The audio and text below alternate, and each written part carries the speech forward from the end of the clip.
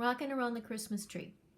So this piece is in the form A, B, A, meaning that it's got an A section, and then you do the A section again with the second ending, and then there's a B section, and then the A section comes back. The thing that's slightly different about this piece is that it's got a long, slightly fancy ending. Okay, so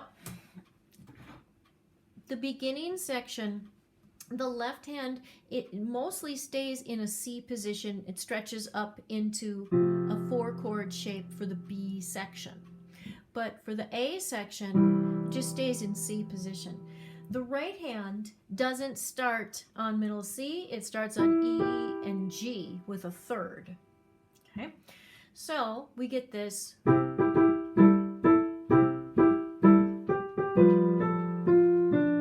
That's kind of a maneuver.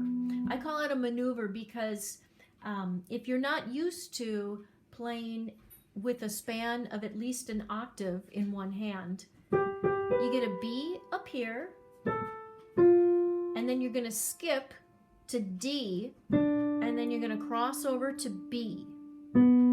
So it starts on B, you skip to D, and then you cross over to B. And you need to do this several times to get comfortable with it. You can stop the recording right here and practice that. You start on G, 5, 4, 2, skip to D, and cross over. And you may stop this recording and do that several times because you want to get good at that. It's going to happen several times in the piece, and it takes a little while to get used to. Okay, the next section, starting on measure 5. You're at F and A.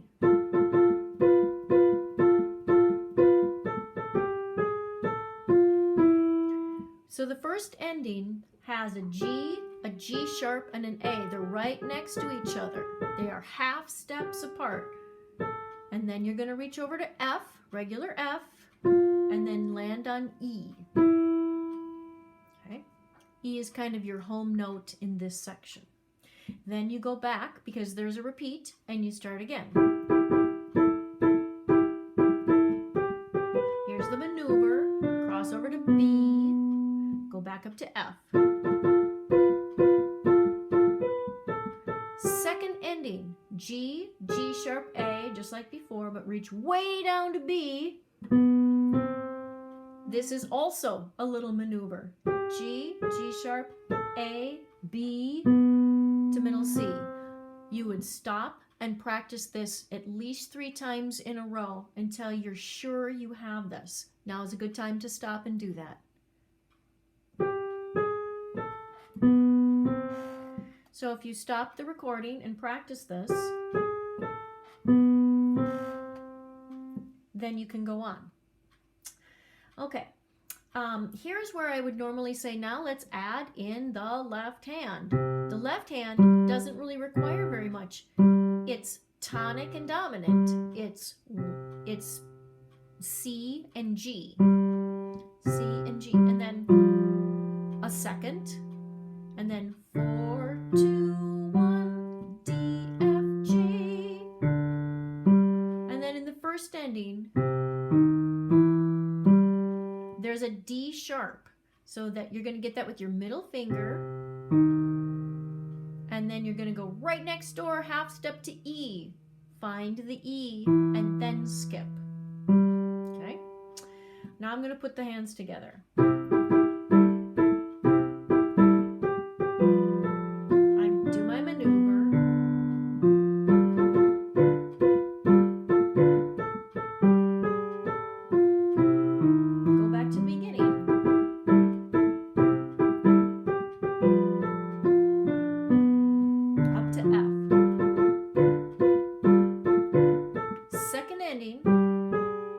Reach down to B.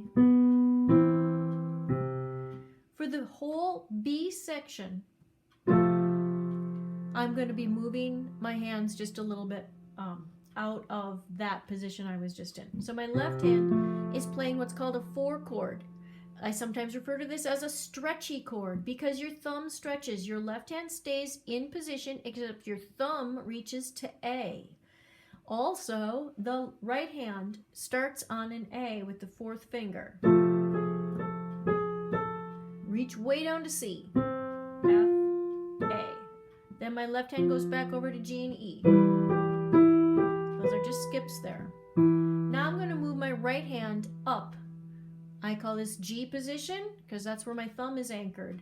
But I'm going to start on my fours. Both fours are playing at the same time. I'm going to find an F sharp and a G. My right hand stayed in the same place for that entire line. No shifts, no unusual skips. Now I have the last A section, which we already went over. Here's the maneuver.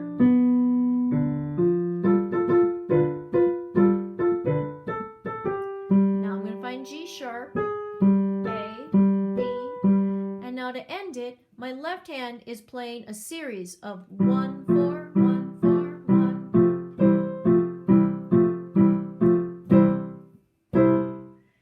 In some versions, the right hand also goes up and plays.